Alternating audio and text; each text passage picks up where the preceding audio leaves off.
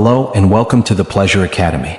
Today we're exploring one of the most subtle yet fascinating aspects of human connection, the game of closeness. Beneath every glance, pause, and gesture lies a hidden clue, quietly shaping our relationships. Decoding these signals isn't easy, but once you learn how, you'll see interactions in a whole new way. Segment 1, the unseen dance. Closeness between people is rarely just physical distance. It's a blend of emotional resonance, shared space, and unspoken language.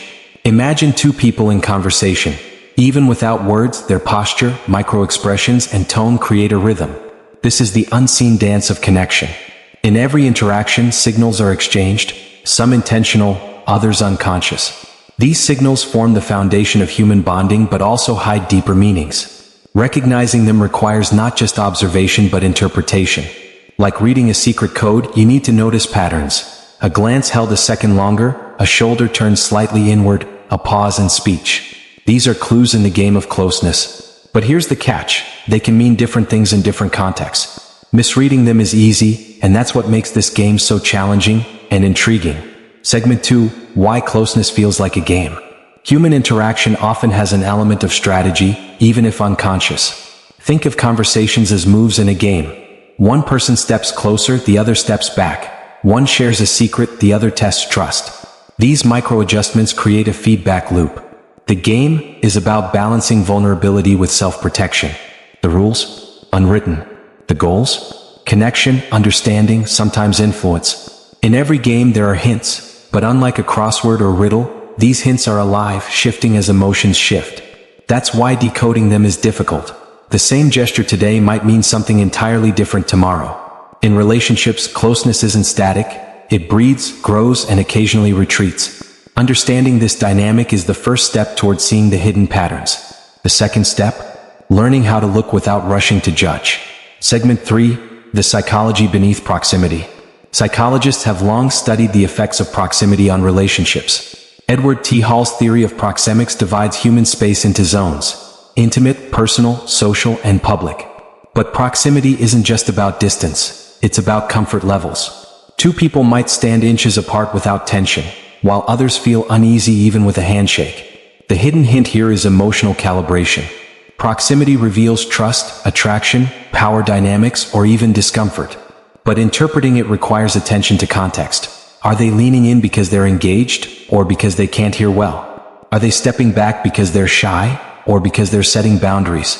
Like a chess player anticipating moves, skilled observers consider multiple possibilities before concluding. This psychological lens transforms physical closeness from something mundane into a layered, shifting code, one worth decoding carefully. Segment 4, the role of microexpressions. Microexpressions are fleeting facial expressions that reveal true emotions, often lasting less than a second. They can betray what words try to hide. In the game of closeness, microexpressions are the whispers of the face. A flash of surprise, a twitch of contempt, or a quick genuine smile can alter the entire meaning of a moment. For example, during a conversation, someone might lean toward you, a sign of interest, but their eyes briefly narrow in irritation, which is the real signal. The microexpression often wins. The challenge is that these cues are subtle and can be missed if you're not looking closely. The skill isn't just in spotting them but in connecting them to the broader context of the interaction. Microexpressions are clues, yes, but they're not the whole puzzle, just an essential piece. Segment 5, tone, the invisible layer. We often focus on what is said and forget to examine how it's said. Tone of voice adds an invisible layer of meaning to words. A friendly hello can feel like an embrace or a warning depending on pitch, speed, and inflection. In the game of closeness, tone acts as a mood setter. It can invite intimacy, create distance, or signal tension, all without changing a single word. For instance, a partner saying, "We need to talk," in a calm, warm tone may be opening a constructive dialogue. In a clipped, cold tone, it could mean conflict. This invisible layer is one of the hardest to fake. Even trained actors occasionally slip. Listeners who attune themselves to tonal shifts can pick up on these invisible hints and use them to navigate closeness with more awareness and precision. Segment 6, touch, the most direct signal. Touch is the most primal form of closeness and perhaps the most direct.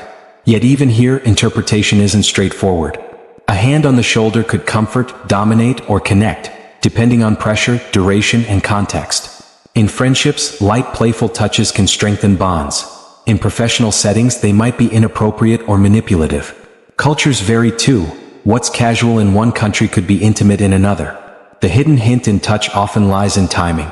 An encouraging pat at the right moment can say, "I'm with you," more powerfully than words. But mistimed or unwanted touch can instantly fracture trust. Learning to read and respect these tactile cues is essential. In the game of closeness, touch is a double-edged sword. It can build unshakable connection or silently push someone away. Segment 7. The silence between words. Silence is one of the most underestimated tools in the game of closeness. It can create comfort, allowing two people to share space without the pressure to speak. It can also build tension, prompting the other person to fill the gap. The hidden hint in silence lies in its quality. Is it a warm, companionable pause, or a cold, distant void? In negotiations, silence can be strategic, encouraging the other party to reveal more. In relationships, comfortable silence is often a sign of deep trust. But it's not universal. For some, silence signals disengagement. Understanding the texture of silence, heavy, light, tense, calm, helps you interpret its meaning. In this way, silence isn't empty at all. It's a signal-rich moment where much is said without a single word. Segment 8. Eye contact. The honest window? We've all heard that eyes are the window to the soul. In truth, eye contact is a complex, culturally loaded cue. Steady eye contact can show confidence, intimacy, or aggression. Brief glances can signal shyness, respect, or avoidance. In the game of closeness, the hidden hint in eye contact often lies in timing and synchrony. Mutual gaze for a few seconds can build connection, but holding it too long may feel invasive. Conversely, avoiding eye contact isn't always dishonesty. It can mean processing thoughts or managing emotions. Skilled observers notice not just whether eye contact happens, but when it happens, how often, and how it matches the rest of the body's language. Reading eyes isn't about finding one truth, but understanding the story they tell in relation to the whole conversation. Segment 9. Synchrony, the ultimate clue. When people connect deeply, their movements, breathing, and even heart rates can sync up, a phenomenon called interactional synchrony. You see it when friends laugh in unison, or couples walk in matching steps without noticing. In the game of closeness, synchrony is often the most telling hidden hint. It's not consciously controlled, it emerges naturally when there's rapport.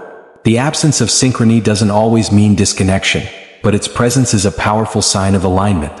Observing synchrony means watching for mirrored gestures, matching vocal rhythms, or shared pacing in conversation. These small signs often reveal more than grand gestures. Synchrony tells us not just that two people are close, but that they are tuned into each other at a deeper, perhaps unconscious, level, and that's a code worth learning to read. Segment 10. Context, the master key. In the game of closeness, context is the master key that unlocks meaning. A touch, glance, or pause can mean wildly different things depending on where, when, and between whom it happens. Think about laughing in a meeting. It might be camaraderie, but in a tense negotiation, it could be nervousness. Without context, we risk misreading signals and drawing false conclusions. Skilled interpreters of closeness look beyond isolated gestures, considering history, environment, and emotional climate. The hidden hint here is that nothing exists in a vacuum. Every cue gains meaning only in relation to its surroundings. Just as a single note means little without a song, a lone signal is incomplete without context. Mastering this principle transforms casual observation into accurate, insightful interpretation. Segment 11. Cultural codes. Culture shapes the rules of closeness more than most people realize. A prolonged handshake in one culture might signal warmth. In another, it could feel invasive. Eye contact norms, personal space boundaries, and even silence vary worldwide. For example, in Japan, silence can convey respect and thoughtfulness, while in the US, it might be read as awkwardness. The hidden hint? What feels natural to you might feel intrusive or distant to someone else.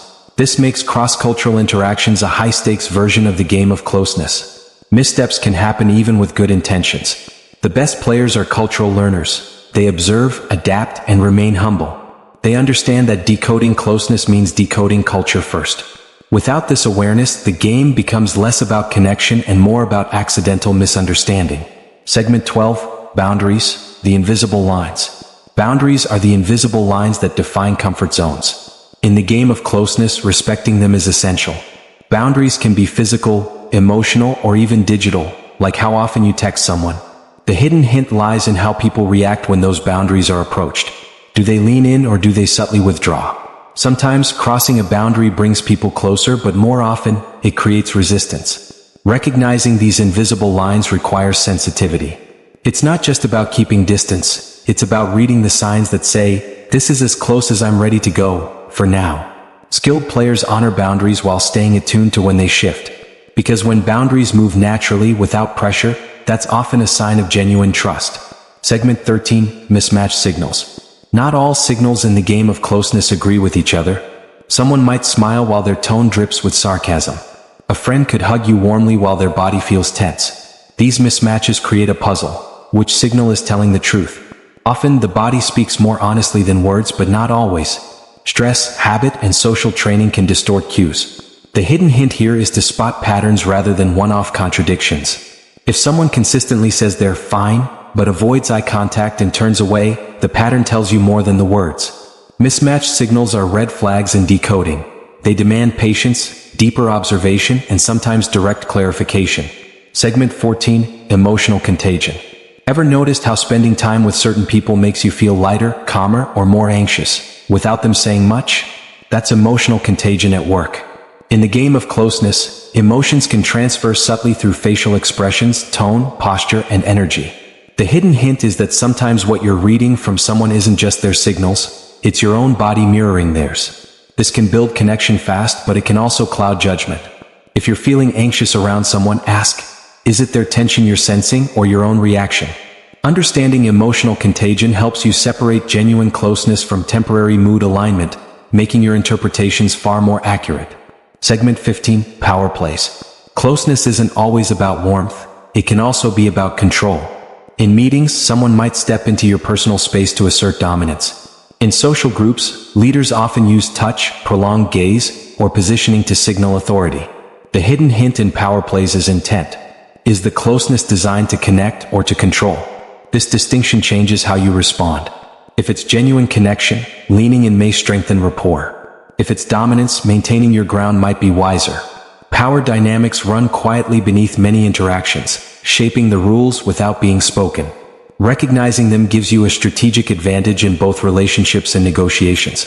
Segment 16, Technology's Twist on Closeness. In our digital world, the game of closeness has expanded beyond physical space. Emojis, typing pauses, read receipts, and video call eye contact now carry meaning. A quick reply might feel like interest, a long pause could feel like distance. But digital cues are easy to misread. Maybe they were just busy, or maybe that heart emoji meant more than friendship. The hidden hint here is that digital closeness relies on consistency. One delayed message means little. A pattern of engagement or withdrawal tells the real story. In this new arena, you're decoding without the benefit of body language, which makes careful attention to patterns more important than ever. Segment 17. The role of self-awareness. You can't master the game of closeness if you don't know your own signals. Self-awareness means noticing how you use space, touch, tone, and silence. Are you unintentionally sending mixed messages? Do you lean in when curious or when defensive? The hidden hint is that other people are reading you too, and they may be making the same decoding mistakes you make about them. By becoming aware of your own habits, you can control the impression you give and avoid accidental breaches of trust or comfort. In closeness, clarity begins with the signals you send, not just the ones you read. Segment 18, Intuition, the final decoder. After all the observation, pattern spotting, and analysis, there's one more player in the game: intuition. This isn't magic, it's your brain processing subtle cues too fast for conscious thought. That gut feeling when someone's off?